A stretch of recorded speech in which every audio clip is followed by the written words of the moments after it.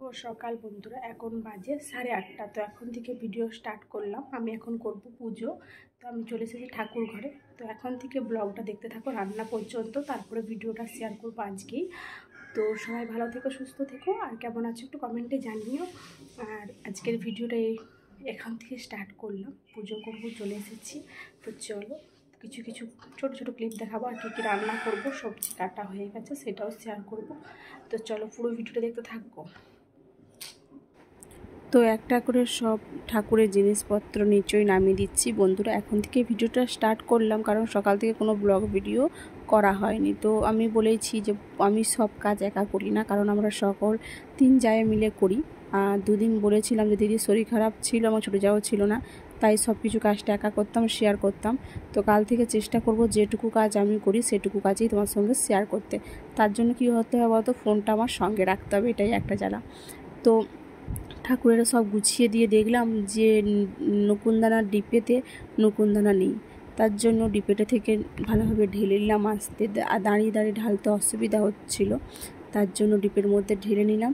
এবারে একটা একটা করে সব কিছু ঠাকুরে গুছিয়ে, আর আমি একটু ভিডিও করছিলাম।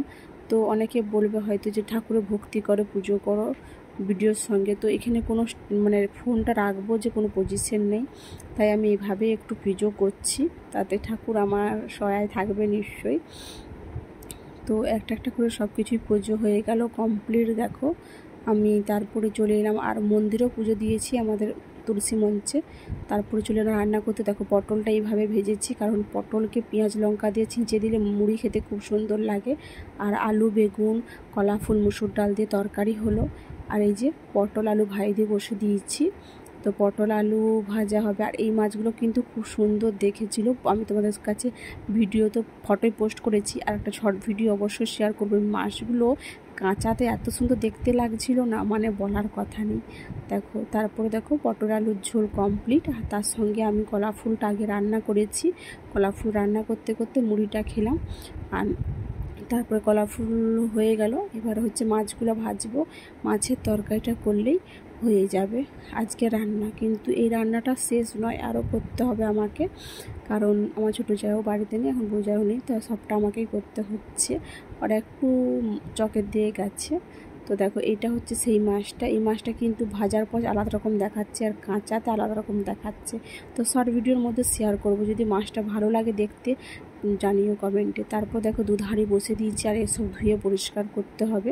তো তোমাদের সঙ্গে কথা বলতে বলতে পুরো ধুয়ে পরিষ্কার করা কমপ্লিট। তারপরেই দেখো আটাগুলো রেখেছি, গোলা রুটি করব, কারণ আজকে অমাবস্যা আছে, আর আমার শ্বশুরমশাই রুটি খায়, ভাত খায় না। তো আজকের মতন ভিডিওটা এই পর্যন্ত। সকল বন্ধুকে জানাই টাটা, বাই বাই। আগামীকাল নতুন ব্লগ নিয়ে আবার আসছি, পাশে থেকো, টাটা।